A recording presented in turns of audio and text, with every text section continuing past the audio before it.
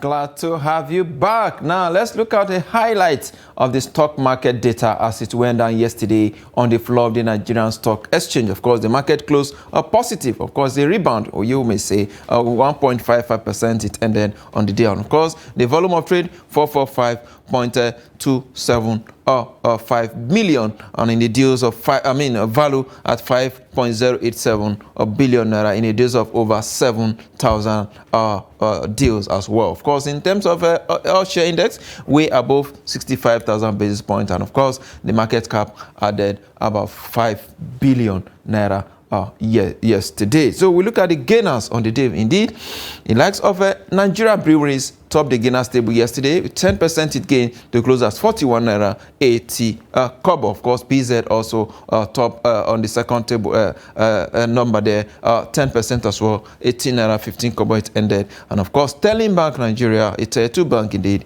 doing greatly there, 10%, 3 naira 63 kobo. The share price ended on Thursday. Of course, we look at the losers. Of course, Entana Oil on the losing side yesterday, 9.83%. As the highest loss again recorded yesterday, 23 naira 40 kobo the share price ended. And of course, John Hott also on the losing side at 9.82%. And of course, Tom's Y also losing their 9.40% to close at 1 naira and 6 kobo. Look at the top traded equity. Of course, most of them in the banking sector. Sterling Bank, there two bank dominating the activity share, 69.5 million volume of shares it traded. Of course, FCMB Group with impressive half-year report result also doing 33.3 million volume of shares, and of course Access Bank also doing 33 million shares there. Not so much trading, not so much activities. I mean, the trading was indeed very, very low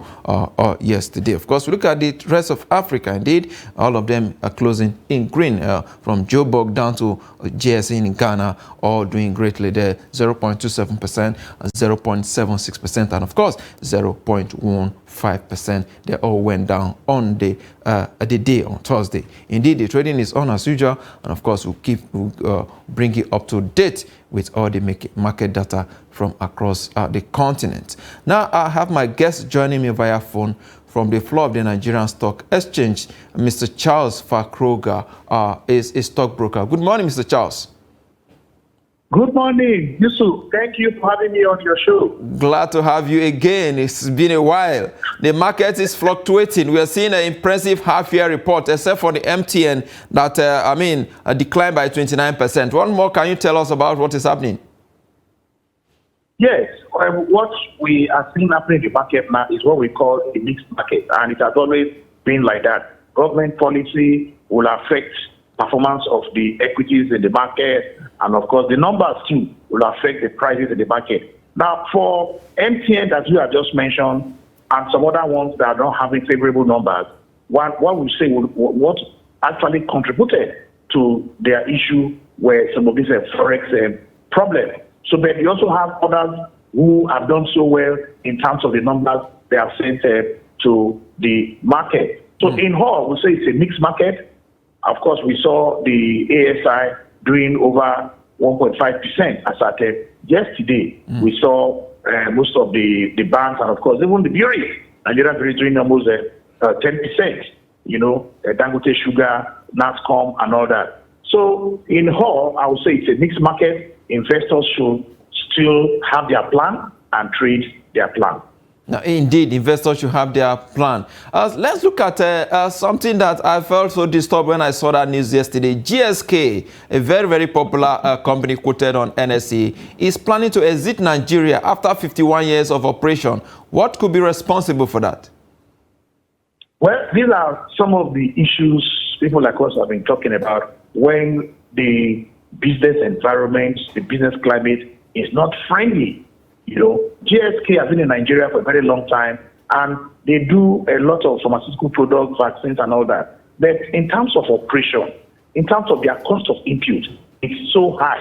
And you cannot blame the parent company for saying, well, we just want to cease our operation and concentrate in our UK office. So it's one of the challenges we're going to be having in the Nigerian market, and that is why the government today needs to do all it can to ensure that we retain some of these companies and create that environment for them that they can stay. But on a different note again, the GSK that is already giving us the notice that they are leaving, you can see that as I speak to you now, looking at my machine, the price has gone up by over 9%. Yes, the price has gone up over 9% as I speak with you right now. So it's a mixed feeling, it's a mixed market. Yes, we'll miss GSK leaving, but at the same time, the stock market, like what they said, is free entry, free exit. But when they are leaving, we don't want any of the shareholders, be the minority shareholders, to be shortchanged. They need to ensure that they take care of all the minority shareholders and everybody equally so that they move forward. Mr. Charles, can that continue to trade on NJS? Yeah, as I speak to you, the GSK is trading. It has gained over 9% now. I mean, after their exit. No, after their exit, they can no longer trade because that is why they are giving this information, and it has to go through a lot of processes before it is finally approved and they exit the market. It's a delisting that we call it. It's a delisting. And this one now is a voluntary delisting because the company on its own decides to leave. Absolutely. Not that they have been done so many, not meeting up their listing requirements. Then the regulations will now tell them to leave. But if they are leaving on their own, which is a voluntary delisting. We cannot stop them, but they will need to go through the processes of delisting. That is getting a court order, scheme and the scheme of arrangement, how to exit and all that information will be made known to the regulators, approved, and of course the shareholders too will be carried along. Okay, indeed, that is interesting there to know. Let's get your take. How will the market close today? Is the last trading day of the week. What are your expectations? Well, we saw all the positives in July. The market added about 995.7 points, basis point as ASI. But as I speak to you today, last trading day for this week, as at this time, the all-share index is down about 0.02%. and the volume is slightly over 300 million. No, sorry, the volume is slightly over 30 million, and of course, value over 254 million. For the gainers, we have seen JSK surprisingly is on top, is gaining. And we also have Suru Assurance has also gained. Livestock has also gained. Mutual Benefit is up. Guinea Insurance is up. Cotville is also up. Then for the losers, as I look at my trading engine now, Eternal Oil is down. Wapik is down. FBNH, that is the holding company of First Bank Limited, is also up. Access Corporation is down. Access is also down, and of course, GTCO is down 36 naira right now as we speak. Looking at the market, I could see a lot of buying and selling going on now, and the negative we have just 0.02 is still marginal. And like we say in the market, it is just after a level. We will still going to see some of the big boys coming to the market, maybe around 12, and we can have a turn. But from what I'm seeing, so yes, I'm likely to see the market 50-50 to close in the positives. Okay, Charles Fagroka is stockbroker and of course, financial analyst. I must thank you for your time on Business Daily this morning. Thank you. I hope you are doing budgeting for your finances, Yusuf. Absolutely, absolutely. This is another area that would definitely exploit. Okay. Thank you so much. Well, that is a market update there for you. There we switch our topic quickly to look at the impact of government policies on investment and of course businesses in Nigeria. The last couple of weeks, about 2 months thereabout now that this government has been in place, various policies have been introduced. Of course, the impact is being felt on the economy. We're discussing that this morning, and I have joining me from Brini Kebbi in Kebbi State via Zoom, Dr. Mohammed Kabir Kamba is the Director General, Kebbi Investment Promotion Agency. Good morning, Doctor.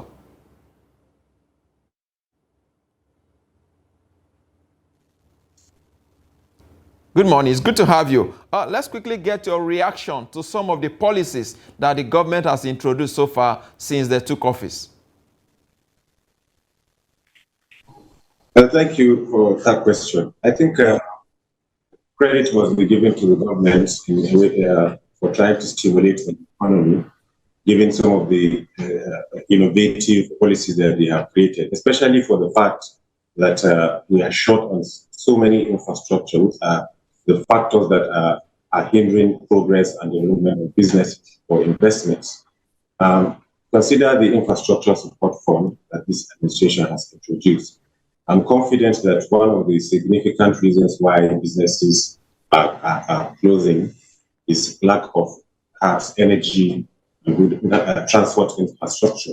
So perhaps with this policy, state governments and other agencies will try as much as possible to create an enabling business environment. And I also know that the government is involved in a business reform in collaboration with the World Bank, the Federal Ministry of Finance, Budget and National Planning, as well as the 36 states in Nigeria, in a way that the business environment will be reformed in a way that will attract the right kind of investment to come into the country. And of course, we must appreciate that Nigeria has ratified the African Continental Free Trade Agreement. That, of course, alone should trigger a lot of activities in the business space. Indeed, Doctor. Let's look at the issue of exchange rate harmonization. The impact is being felt, the prices of commodities and everything has gone up. What do you think? You as a head of Kebbi Investment Promotion Council, you understand what investment or investors look at before they come into an environment.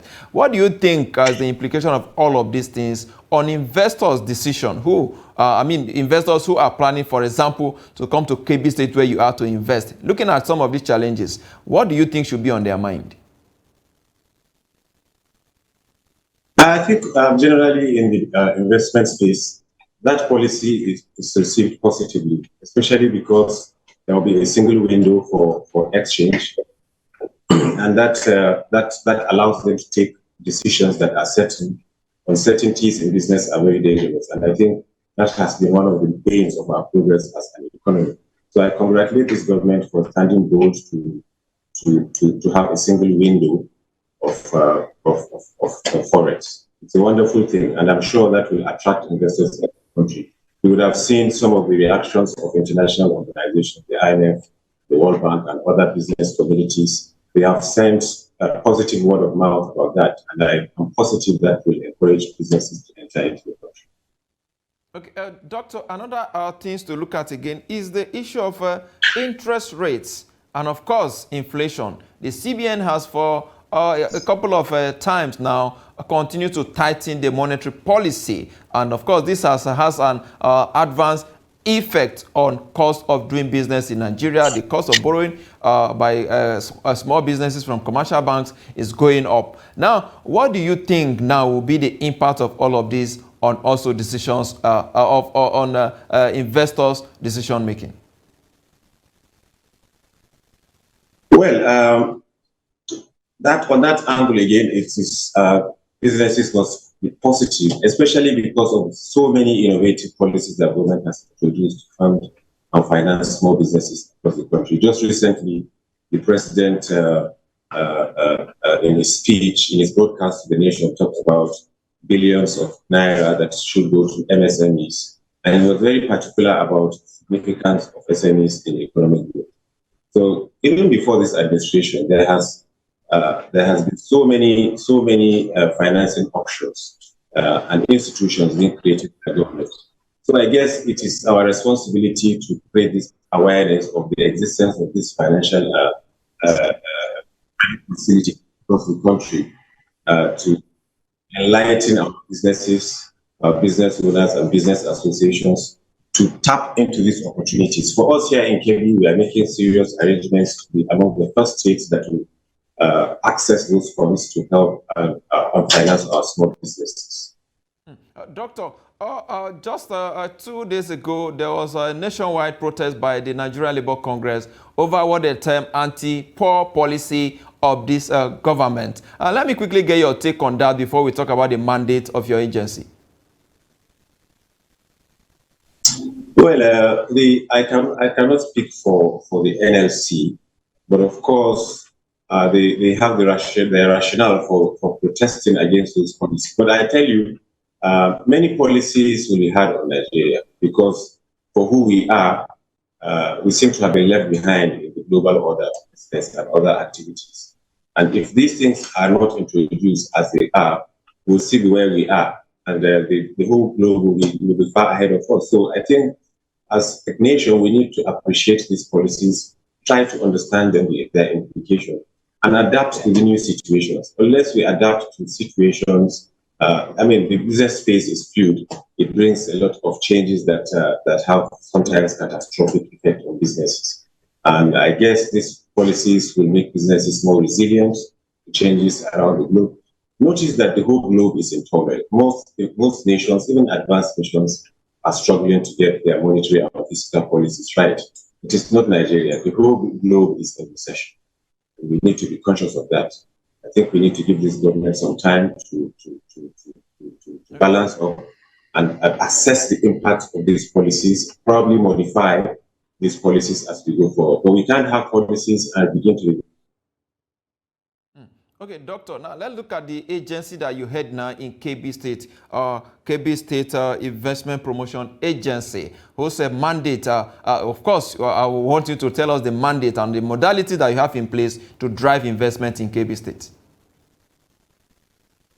Thank you very much for that question. That's a good one. Like everywhere else, an IPA, an investment promotion agency, is mandated to propose and coordinate investment activities across the state in order that they attract investors into the state. So one of our basic, our major mandates is to ensure an enabling business environment for people, for investors to get attracted to the destination. Here, we are doing a lot. Perhaps you don't know, our agency is quite new, and we are trying to do a lot to mobilize and to create awareness of our existence, of our advantage as a location, as a state. One of the major advantages we have as a location is our strategic location to West Africa. And we find that this location is the closest to the West African African markets. We are close to Niger, Mali, Benin, Senegal, and that is a very big market. And we need the world to understand that. We also need the world to understand how relatively we are. We are a very peaceful environment, a very peaceful state, and we have great potentials in terms of solid minerals and tourism. The whole world knows of the Argungu Fishing Festival. We are doing a lot to enhance that. And of course, we notice the quantum of trade that goes across the border. And so we are doing a lot to ensure that we formalize our exporters, certify them in a way that they export these products seamlessly and make the right kind of profits. When they do that, we are sure of a more peaceful environment. We are more sure of more prosperous states. We are sure that people will get jobs and people's incomes will increase and the business space will expand. So we're here to sell the state, to market the state to the world, our potentials, and we'll take care and guard against our weaknesses. This is what we'll be doing. We'll ensure that people are aware of what we are doing globally. As I'm talking to you now, we are being stampeded from all around the world to invest in our state. So basically, we are creating an enabling business environment. We are automating all our regulatory processes. We are ensuring reducing the time span between which you get licenses for like your CFOs, your business permits, your building permits. We are doing a lot to ensure that we create convenience, reduce costs, and ensure that businesses are done seamlessly and with ease. All right, Dr. Kebbi is endowed with quite a whole lot of natural resources. We talk about Argungu Fishing Festival is very, very famous. What is your agency doing to ensure that more investment, revenue is actually raised from that sector? Yes, you may have noticed just yesterday, His Excellency the Governor of Kebbi, Nasir Idris, received in audience the president of this, emphasizing his commitment to ensuring our industrialization as a state. We have partnerships with several international organizations, and we are making positive progress in a way that we attract them to invest in our infrastructure, especially for the fact that His Excellency has aspirations and is going to take bold steps to open up our business, break the boundaries. He is focused on ensuring that we have an efficient transport system. One of the major focus of this administration to ensure that we have a great network from the coast, that's from Lagos down here into West Africa. And I'm sure that if we do that, we give Nigeria that strategic advantage that it deserves in order to take advantage of the African continental region. So, I guess this administration is focused. We know exactly what to do, how to do it, and the kind of partnerships to create and build. Certainly, at the end of the period, we will have built confidence around the world, and I'm confident that the globe will understand that this is the destination. This is the preferred destination for investments. Now, Dr. Kebbi is also very strong when it comes to agriculture. And a couple of years ago, we saw the partnership between Lagos and Kebbi State that, of course, came up with what we call lake rice. But it seems that has disappeared into the thin air. So what is your agency doing? Well, I didn't hear development in agriculture. Well, I didn't get the question, but I know we have a strategic plan at the agency, and of course the state has state development plan. And I'm aware of many partnerships we have with many international organizations. We say our focus now is to ensure that we do all year-round farming. We are known for for rice, but I can assure you, with the focus of this administration, a new kind of awareness, will build a new kind of image about who we are. We have great potentials. For instance, we have over 60% of River Niger flowing through Kebbi State.